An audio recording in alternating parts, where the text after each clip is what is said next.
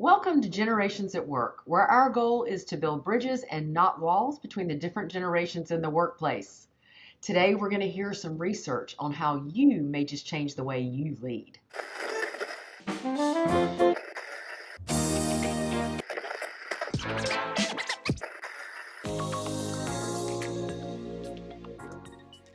I'm your host, Susan Davis, Executive Facilitator and Coach with Maxwell Leadership. We have with us our uh, generational expert, Dr. Tim Elmore, international speaker and author of over 35 best-selling titles. Tim is an expert as equipping leaders to engage teams among the multiple generations.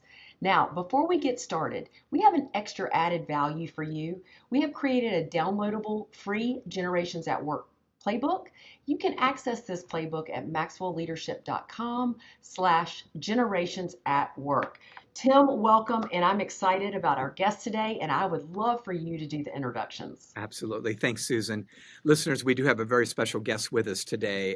Matt Randerson and I met some time ago. I had been very familiar with Barna Research Institute for years. In fact, Matt, I think I met George Barna back in 1989 or something like that. We were young pups back then, but so impressed with what he brought to the table that wasn't being brought to the table. So, Matt, thank you for being with us. You're a key leader in the Barna research, and you're going to share some today. So I'm going to flip it back to you, Susan, to lead in with the first question. Yeah, so Matt, again, welcome. We're excited. We're excited the listeners are going to get to benefit. So let's just start right in about some of the research that you've conducted. And again, with U.S. working adults and CEOs, tell us about the why and the vision of behind why did you do this research? Yeah, Tim and Susan, thank you so much for having me. And Tim, as you mentioned, Barna's been at it for a few years. I think we're on our 40th year Wow. conducting social and market research. So it's just been an incredible journey that we've been able to go on as we understand the intersection of faith and culture. And just recently, Susan, as you suggested, this idea of working U.S. adults and CEOs, we had a lot of questions that we wanted to wrestle with as a research organization. So, in this moment when work is being reshaped and reimagined, Barna set out not to ask just what is happening in the workplace, but who are we becoming because of it? And this is nothing to minimize other workplace research that goes on. We're huge admirers of everyone's workplace research, but we wanted to try to illuminate some of the human, relational, and purpose driven realities that sometimes go unmeasured in some of the more traditional workplace studies. I would say at the heart of all of this work for us is this conviction that individual flourishing and organizational flourishing are not separate pursuits, that they're deeply interconnected. There's a great mutuality to the individual and to the organization and their flourishing together. And so the way that people experience work often shapes how they live, how they lead, and how they contribute. And then the culture of an organization, in turn, is shaped by the humanity of the people within the organization itself. So, Tim and Susan, you've seen this for decades, just that mutuality of the individual and let's call it the organization and how they are designed to flourish together. That was the heartbeat behind a lot of our research. Yeah, that's good. Well, Matt, you know better than us that a large part of what makes research helpful is to weigh it against the cultural backdrop, the moment we happen to be in our culture. And you just said it. We're reimagining work today. And a boomer boss may struggle with a Gen Z point of view who comes in thinking of work very different than he or she does. So talk about talk about the cultural moment we're in and what do you see? What's the backdrop? Yeah. Yeah, well, I always say that every data point needs context. If Yeah. I were to just say, hey, did you know that in 2022, 4.5 million Americans were quitting their job each month? That itself is an interesting statistic, but the backdrop behind it is what makes the statistic more important, which Yeah. is that was during COVID, that was during the economic uncertainty, that was low workforce participation. That's when we were all rethinking like what mattered in my life. And Yeah. so now we get to say, hey, 4.5 million people quitting their jobs every single month in 2022, that was the great resignation. And so it's all Yes. that background Yeah. context that just helps the data make more sense. So let me offer up the background and the context that I think can serve for this podcast and for listeners. as you see other data points across the news wires and podcasts related to workplace research. So we think that there's the 5 changing socializing institutions. So this actually goes back to the 1800s and even the 1900s. There's a lot of sociological theory around 5 socializing institutions. They are family, work, education, religion, and government. Some might add in a 6th to be determined, which we might call it media. But nonetheless, these institutions shape us, they form culture, we learn from them, we're instructed by them. And so these institutions are also always in evolution.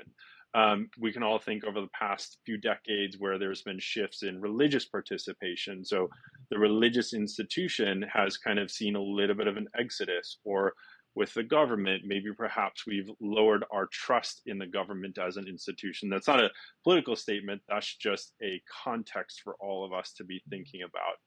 Yeah. And so what I want to highlight here is of all of those socializing institutions, family, religion, work, education, and government, the one that's hard to opt out of is work.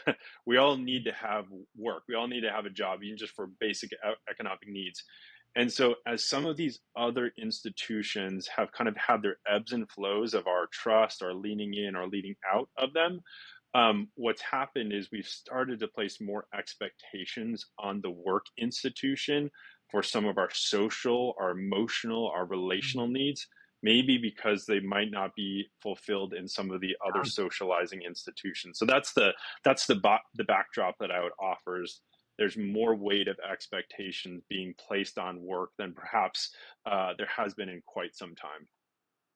Yeah, and Tim, I believe we talked about expectations in the workplace in another podcast and how that's different for the different generations. And I'd love, Matt, what are your thoughts on how is work and the workplace taking on more weight of those expectations for the different generations?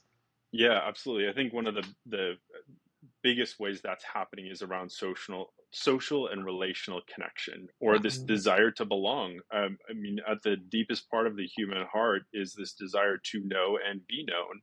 And so I've heard stories where sometimes people show up to their job, whether that's physically or remotely, and yes, they're doing their jobs, they're doing the mechanics of it, but they're also looking for social connection. They're looking for relational connection.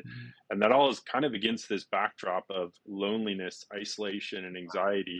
That's such a major narrative and experience of our culture today. So I think that to know and be known is a huge expectation that's being placed on the workplace.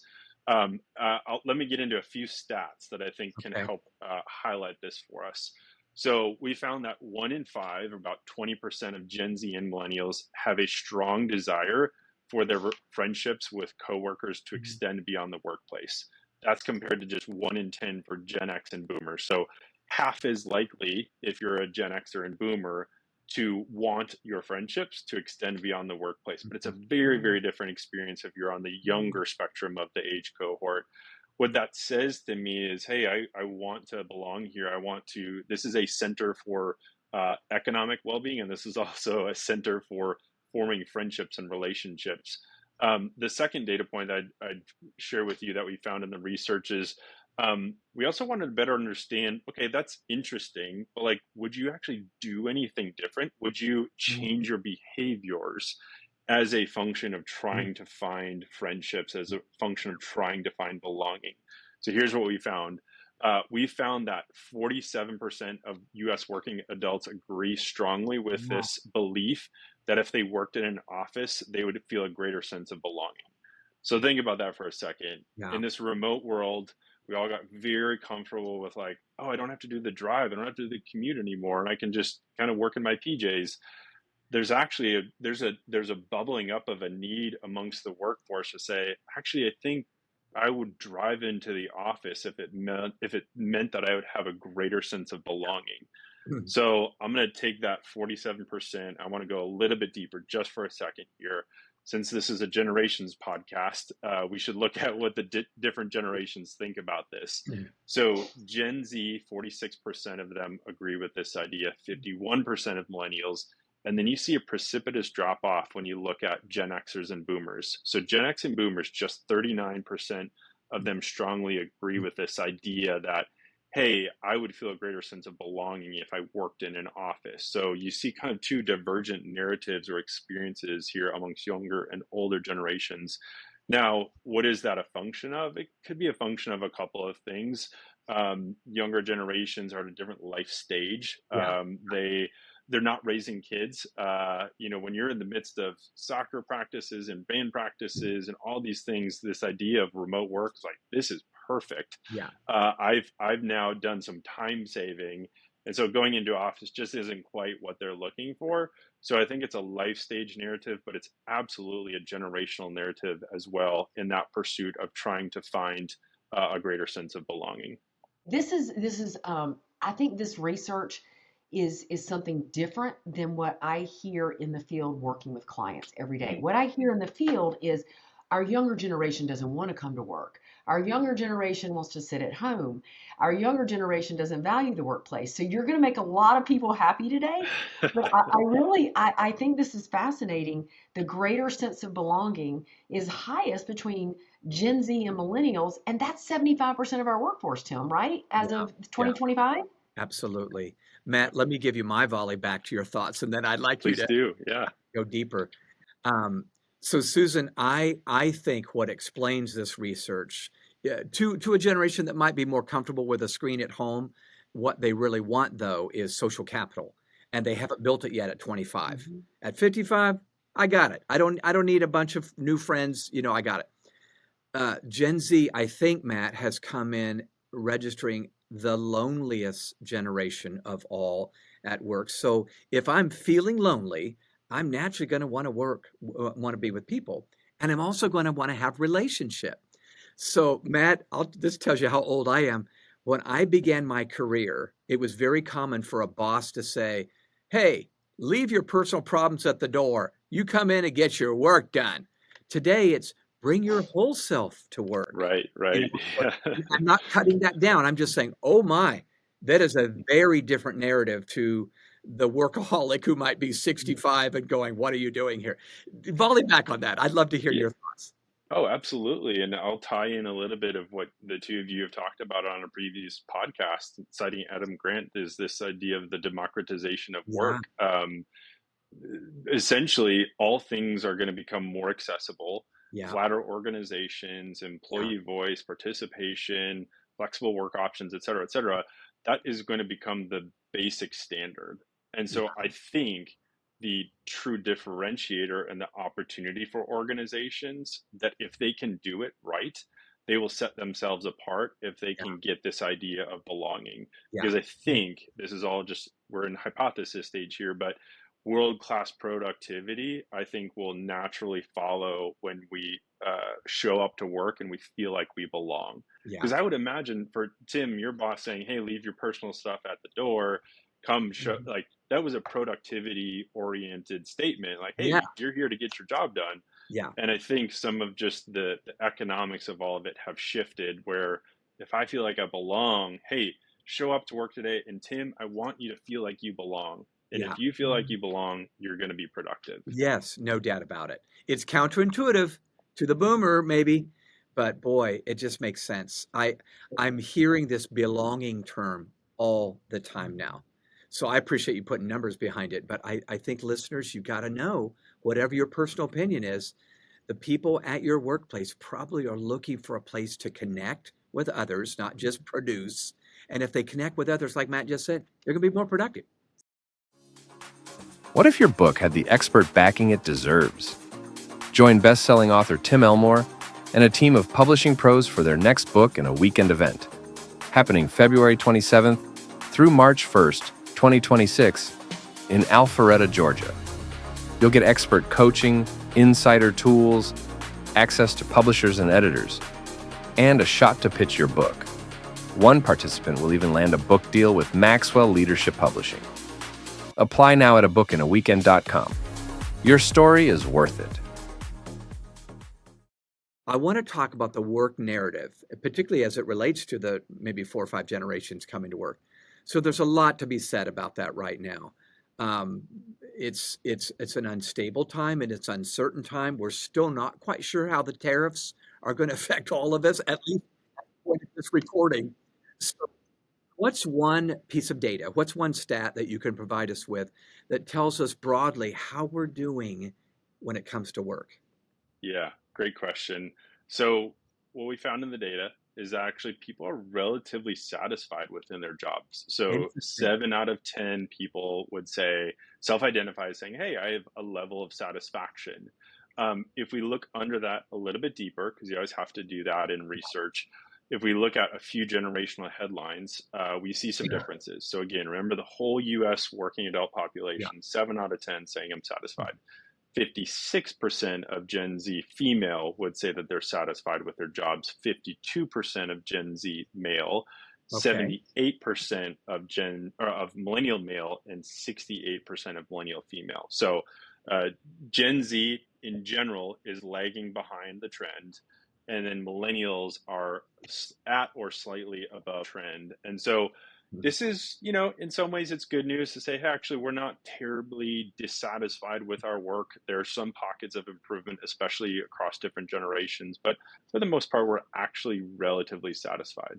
So, Matt, do we know why the different generations there's a lag with the Gen Z versus the millennials?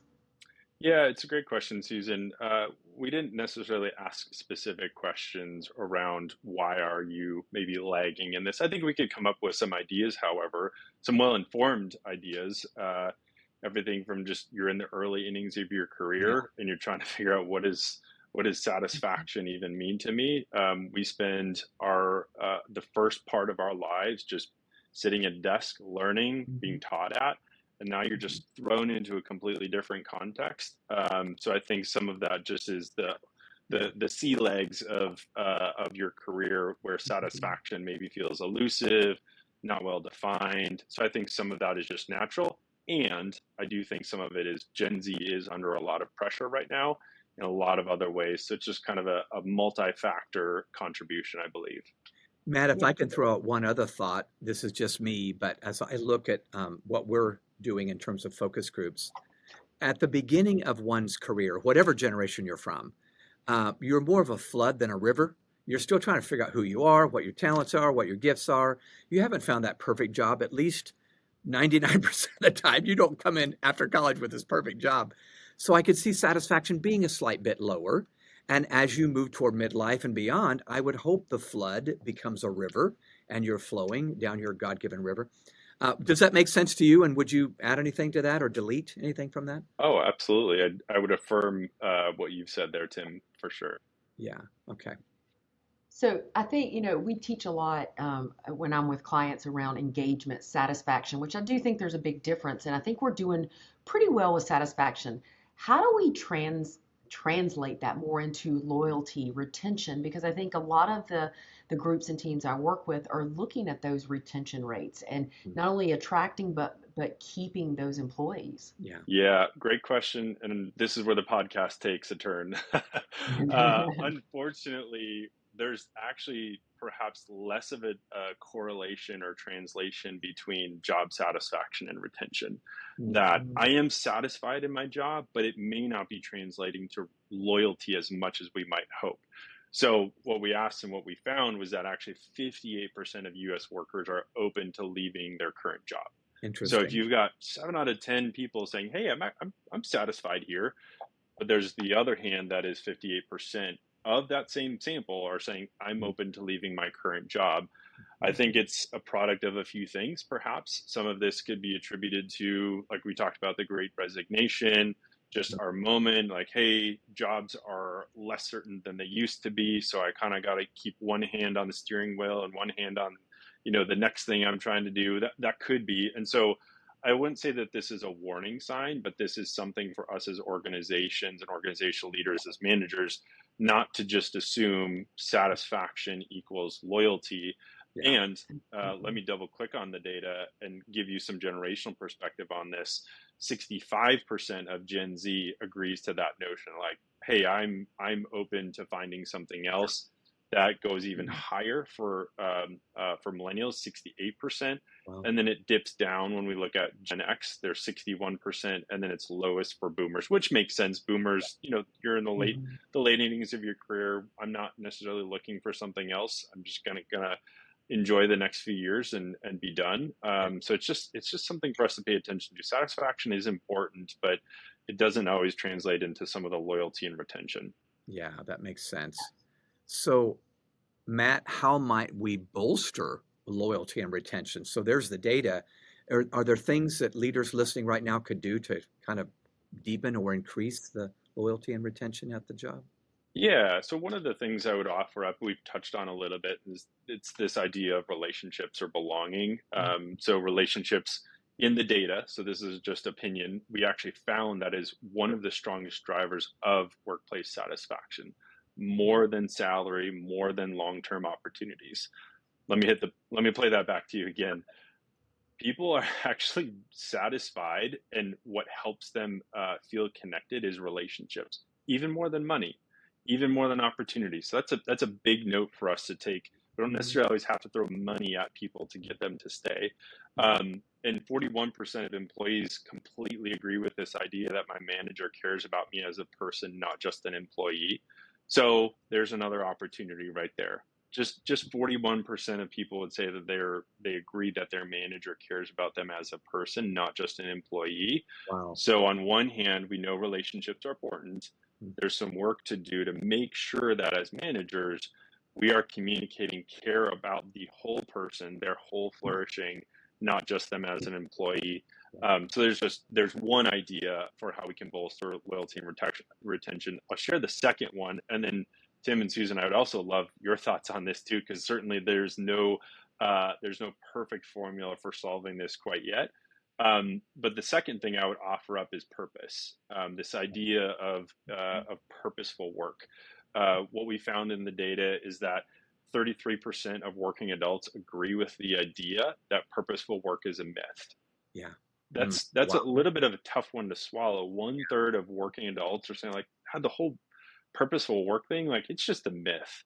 The numbers even go higher, as trend would suggest. When you look at Gen Z, 46% of them, and it does back down a little bit to 36% with millennials, but 46% of Gen Z agree with this notion that purposeful work is just a myth. A couple weeks ago, I was at Harvard and got a chance to hear from a whole bunch of different speakers. They were talking about flourishing and thriving. It was an incredible time, and one of the panelist talks about three myths of purpose. One is it's a myth that it's a thing you find. It's a myth that it's a single thing, and it's a myth that it's stable over time. And Tim and Susan, I'm sure you can speak to that. That one, it is not stable over time. Yeah. It is not a singular thing, and it's not just you find it at the end of the roadmap. Yeah. So I think there's some work to do to help younger generations wrestle with that idea of purpose, because our research and numerous other research studies suggest that when you have a sense of purpose, you are more engaged, you're more satisfied, you're healthier, you're happier. So we've just got to help organizations help their employees discover that a little bit better. No doubt about it. I'm even thinking, Susan, I mentioned this on an earlier podcast, but older generations, when we met in focus groups, said, nobody ever spoke to me before my career started about finding my passion and my purpose. It was just get a Mhm. good job that paid well and you could support your family. So I think we've fed our children this notion of find your purpose. And it's Mhm. something that happens to you as you experience the satisfaction of doing good work with people that you love. I'm thinking it's a little more realistic than what we once said to those 15-year-olds, freshmen in high school. Well, and Matt, all this stuff that you're saying, I feel like I'm going to take this and start using it, because this is what we teach every day with level two leadership. Level two leadership is all about relationships, and relationships being the foundation to being able to lead people, which leads to engagement and not just satisfaction. And so, one of the things when I work with clients a lot, I talk about number one, you have to develop the relationship. And as task oriented people that are moving very fast, it's hard, right? And then also, you have to get their values and their purpose and pull it back to the organizational values and tie that in and make them feel a part of that, to increase the engagement and not just the satisfaction. So I think what you're saying, I 2 calls today and 1 yesterday, I had this exact same conversation with people. So this is really big. I think people are talking about it right now because of the retention levels. They're trying to get people more engaged to produce better and stay at organizations. So so Matt, what advice? What advice are you going to give to the younger generations in the workplace right now, and maybe even to the older generations too? Yeah, well, I've actually been thinking about this question for a few days, knowing that this might be coming up on the podcast, and I tried to make it very personal. Um, the advice I would suggest is challenge your notions of purpose and take the long view. What I mean by that is my story. I went to school to go be a pastor. I never became a pastor. I worked in financial services, had no background in it whatsoever. So the path to quote unquote purpose for me was not at all what I thought it was going to be. Tim, Susan, we could talk for hours about how all the things we thought were going to create purpose and how it was going to go. And you just take all that and you blow it up. And so I think just for every person of the younger generation, just to take that time to wrestle with your notions of purpose. It is absolutely findable, but it does change. I just became a dad within the last few years. My sense of purpose, whole picture, not just work, all of my life, that's changed a lot. And taking the long view. I personally more recently have been trying to wrestle with this because purpose questions sometimes feel like they smack you in the face every week. Like, am I having purpose? Am I being purposeful? But actually saying, what are the things I'm experiencing now that will help me on my journey to who God has me to be 10, 15, 20, 30 years from now. So just recognizing that my life is a grand cinematic movie, metaphorically speaking, and I have to take the long view of there's a whole story being told here. I just need to be attentive and be patient with it. And then speaking of patience, the second thing I would share with younger generations is share your perspectives, but don't expect things to change overnight. Change does not happen overnight. And I want to couple this then with my advice to older generations. Create ways to challenge your assumptions. Dr. Arthur Brooks talks about this fluid versus crystallized intelligence. This is a huge, huge thing. Essentially, what he's saying is, as we get older, we move from a fluid state of intelligence to a more crystallized, and crystal is pretty hard. So over time, our thinking, and it has great benefits, it becomes a little bit more hard, a little bit more codified. But it's our job, older generations, as you do sit in the seat of authority and power, is to create ways to challenge your assumptions. Again, just knowing that over time, how you think things work and how things go, not bad at all, but they are worthy of challenging of assumptions. I'll give you one example of this. For decades, we all thought and all assumed the way that we will always consume music will be, you have to own it. You have to buy a record, you have to buy a tape, a CD. That was the assumption. That was the belief that that's how music is consumed, either on the radio or you personally physically own it. And then someone said, like, well, actually, what if you just don't own it at all? And here we are. We're living in a streaming world. I don't own any of the music I listen to. And so it's just an example and an encouragement, hopefully, for older generations to just learn how to challenge your assumptions. There's a lot of deep work involved in that. I absolutely know that. I recognize that. And I'll end on one last positive note. Across generations, across different layers of the organization, all the way from the top, the CEO, to managers, to just working individual contributors, here's one thing that we found that was really encouraging. The entire working population agrees on one positive change that's taken place, and that is the increase and the focus on employee well-being. We all agree, we can all stack hands that, hey, over the last couple of years, our focus on the employee well-being has been very positive change. And so if you're an older gen leader, use that as a change management tool. You're thinking about a restructure, you're thinking about changing benefits with an organization. How can you position that through the lens of, hey, we want to help every employee flourish and be well here? So these are some of the things that we're doing. I just want you to share where they can find you and the Barna folks, because there's some great numbers coming out all the time that help us lead. Yeah, absolutely. I'll be happy to share my email. Maybe you can put it in the show notes or just a contact form. We are always releasing new research on all of this, and so we're happy to make that available to you. Simple way to do it is you just go to barna.com. But if you want a little bit more specifics about this research, we can put a link in the show notes for you. That sounds great. Matt, thank you so much for being with us here today at Generations at Work. And if you're interested in learning more about how to lead a different generation in the workplace, or perhaps maybe a workshop or coaching for your team, you need to raise the leadership lid on your team. Visit us at maxwellleadership.com/generations at work. Leave us a comment, something you want to learn, and we look forward to seeing you on the next podcast.